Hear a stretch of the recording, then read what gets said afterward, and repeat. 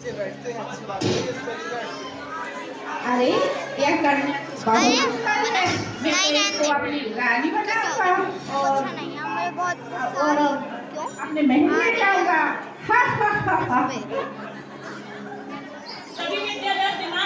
पिताजी बचाओ बचाओ, सैनिकों मुझे बचाओ, ये कौन कहाँ ले जा रहा है मुझे?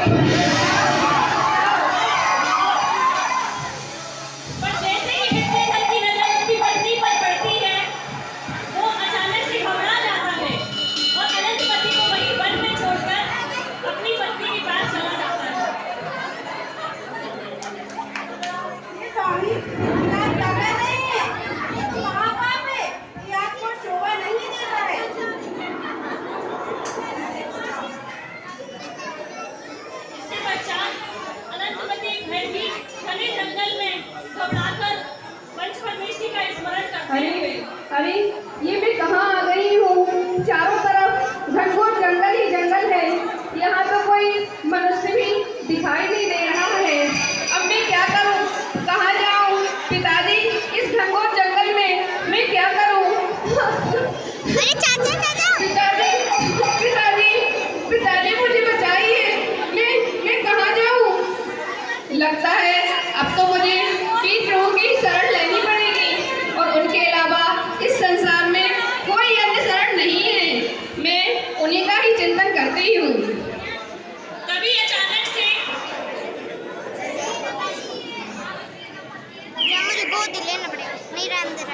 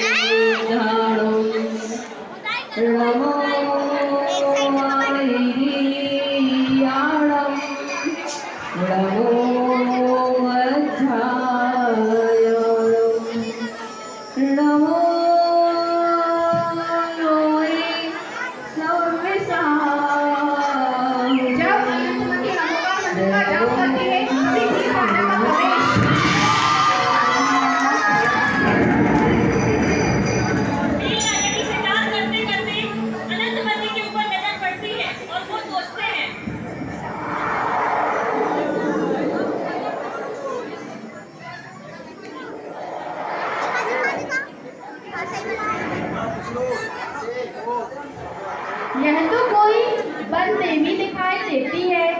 ऐसी अद्भुत सुंदरी मुझे तो देवयोग से मिली है। इसे कुछ मैं घर लेकर ही जाऊंगा।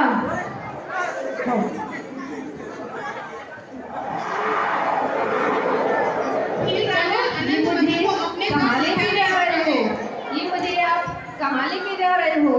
कृपया आप मुझे मेरे घर छोड़ दीजिए। देवी, मैं तुम पर मोहित हो गया हूँ और मैं तुम्हें अपनी रानी बनाना चाहता हूँ। अरे ये आप क्या कह रहे हैं? अनंतमती सोचने लगती है कि अब ठहरे से तो कुछ नहीं होने वाला। तभी वहाँ वीर राजा को धिक्कारती है।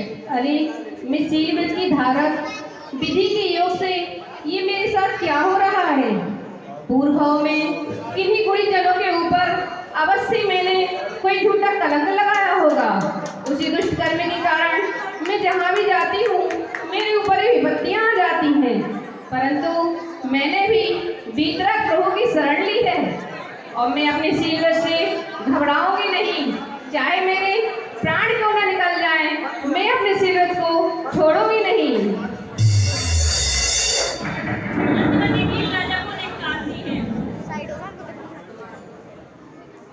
अरे दुष्ट, मैं तुम्हारे इस वैभव से ललचाने वाली नहीं हूँ। क्या तुझे नहीं पता मैं एक सेठ की पुत्री हूँ? तुम्हारे इस वैभव को धिक्कारती हूँ, तुम्हारे इस वैभव को धिक्कारती हूँ, तुम्हारे इस वैभव को धिक्कारती हूँ, तुम्हारे इस वैभव को। अनंतमती की बात सुनकर वीर राजा भी क्रोधित हो जाते हैं। हे देवी, तुमने मुझे अस्वीकार किया है, अब देखो मैं तुम्हारा क्या हाल करता हूँ। तभी आकाश को फाड़कर बनने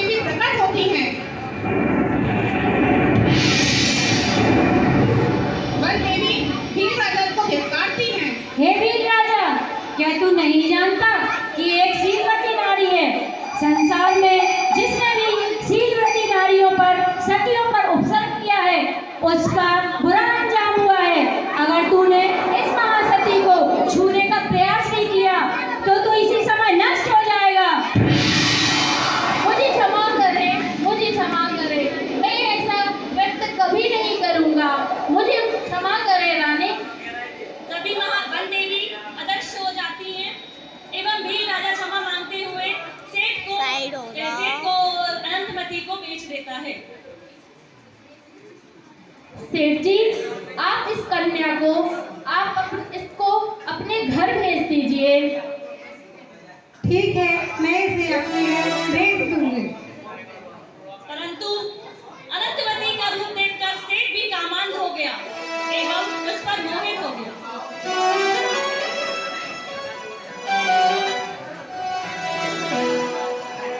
ए देवी, तू कितनी सुंदर है।